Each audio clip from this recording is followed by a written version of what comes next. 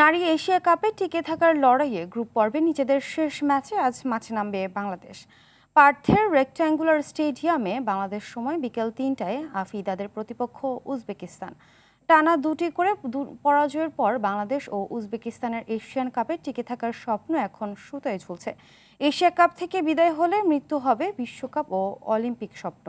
আর তাই স্বপ্ন পূরণে দু দলেরই চাওয়া একটি বড় জয়। আরও জানাচ্ছেন আতিকুল ইসলাম শাকিল।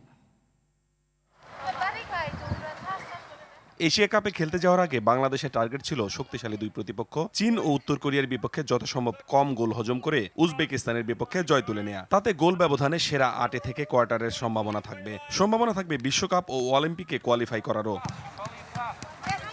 প্রথম দুই খেলায় মোট ৭ গোলের বেশি না খাওয়ায় প্রাথমিক লক্ষ্য পূরণ হয়েছে বাংলাদেশের। তবে অন্য গ্রুপের সমীকরণ বলছে বাংলাদেশকে কোয়ার্টারে যেতে হলে জয় পেতে হবে বড় ব্যবধানে। তবে ম্যাচের পূর্বে এসব নিয়ে ভাবতে রাজি নয় বাংলাদেশ। কোচ মনে করেন সঠিকভাবেই খেলছে মেয়েরা। ধারাবাহিকতা ধরে রেখে শেষ ম্যাচেও ইতিবাচক খেলার লক্ষ্যই তার।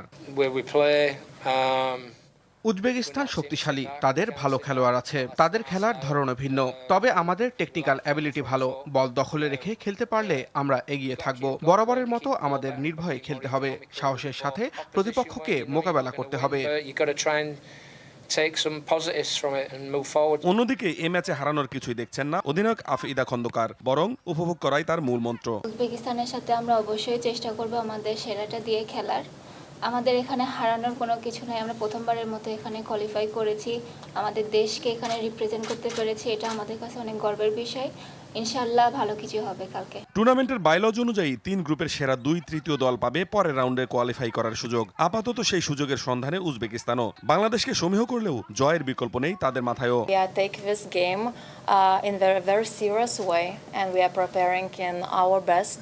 আতিকুল ইসলাম শাকিল, RTV।